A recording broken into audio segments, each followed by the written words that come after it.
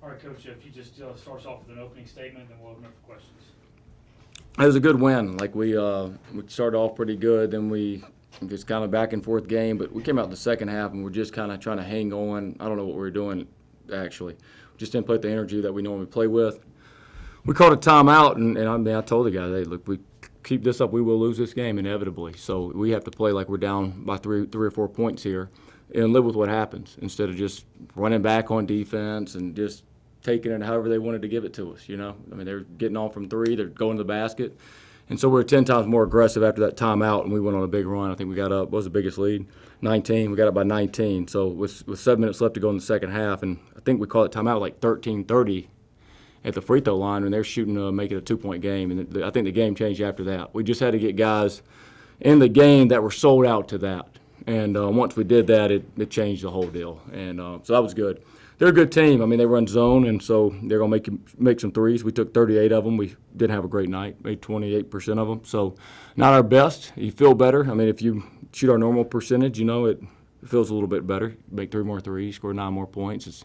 You're breathing easier. But they're good. I mean, they've been in a lot of games, and there'll be a war at their place. This is a SoCon. I mean, it's what it is, man. You saw last night Citadel and Furman in overtime, and Western's playing Wofford down to the end. It's why this is the best time of year.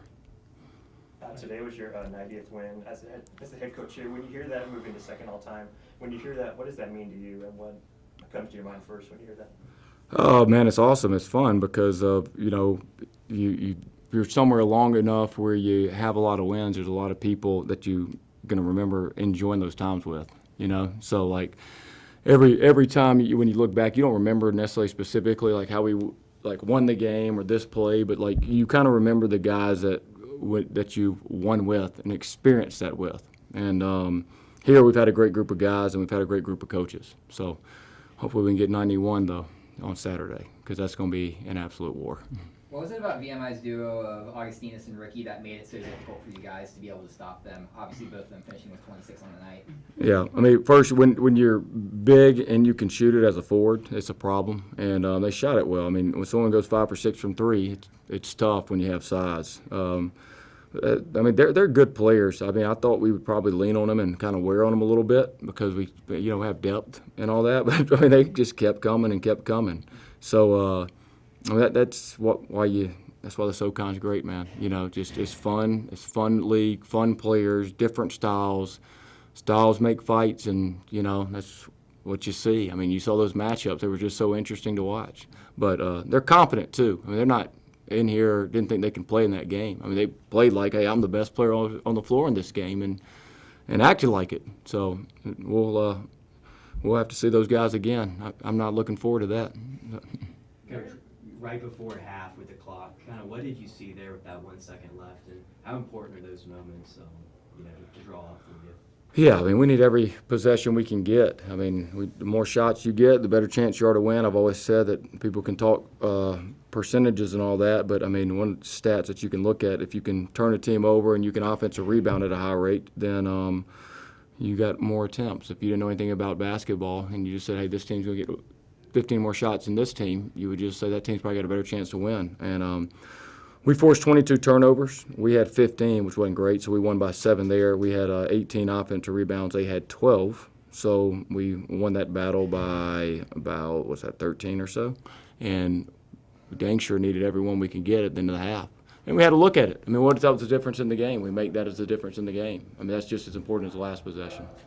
Their zone defense, specifically the zone press, were you guys expecting that at all today? Yeah, we know they run all zone this year, and I thought the first half we actually kind of attacked it pretty decent.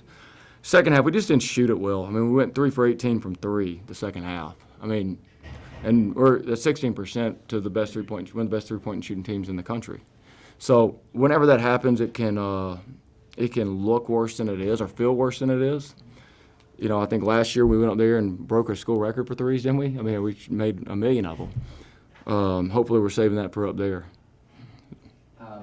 Just overall, outside of the games at Sparty and Arizona, it's been a while since you guys have been tested quite like this, one possession game for stretches of it. What do you think that a test like this means going into some crucial SoCon games, especially a couple of days against UNCG?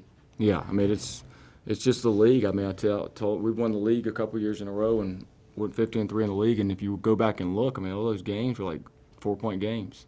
Like when it, when it really gets down to it, and then the SoCon tournament that's what it is. So there is no like trying not to lose. I mean, it's just there's nothing. It's just not this league. Like you have to go take it, and I mean they were here to take the win for sure. And I can assure you on Saturday versus Greensboro, like if we're not here to take that win, then I don't even know why we're playing. How big were those 2 blocks from Larry, momentum-wise, when you started talking about that run?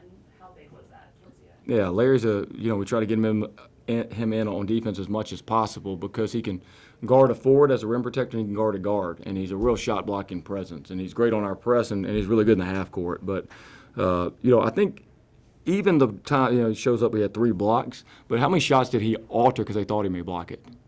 Like that's a big deal. Like when you're a shot blocker, or take the other. If you're not a shot blocker, like they're at ease around the rim. If you're around Larry, it's just like they hear footsteps even when he's not there. And I think we went on that run when we put those consecutive stops right there around the rim, and he had a lot to do with it. All right.